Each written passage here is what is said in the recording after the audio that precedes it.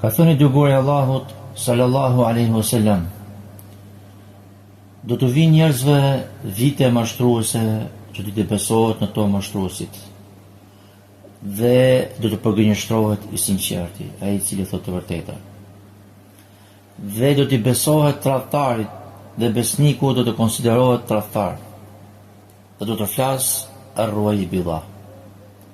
Thanë pranishmit, kush është arruaj billah? Ai tha pejgamberi sallallahu alaihi wasallam, ai burr i pavlerë me ndjelet i cili flet në çështjet e përgjithshme. Këtë hadith e ka përmendur Sheikh Al-Albani në librin e tij Silsilatu Sahiha.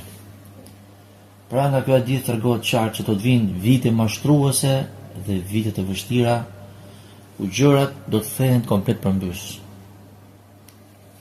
Do t'i besohet mashtruesit, dhe mashtruesi do të quhet i sinqert, pra që thotë të vërtetën. Dhe ne po jetojmë këtë kohë sot. Do të përgënjështrohet i sinqerti ai i cili thotë të vërtetën.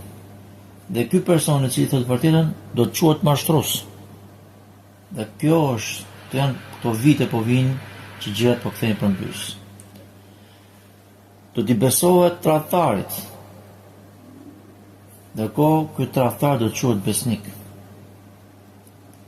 Dhe do të konsiderohet tradhtar besniku, dhe ky besnik do të akuzohet për tradhti.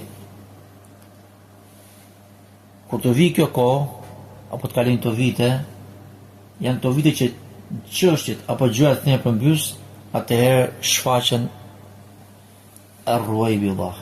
Pra është ai person i cili është ignorant, nuk ka dituri, është me ndjelet, i pavlefshëm, i prishur, që gjithë ato përkufizime kanë nga pejgamberi sallallahu alajhi wasallam, por kanë transmetime të ndryshme. Pra është ignorant, me ndjelet, i pavlefshëm, i prishur. Pra ka xhehel, ka mendjeletësi, është fasik, i prishur, fuaisit, i cili flet del para njerëzve dhe merr përsipër çështjet e njerëzve, pra që do drejtoj çështjet e njerëzve.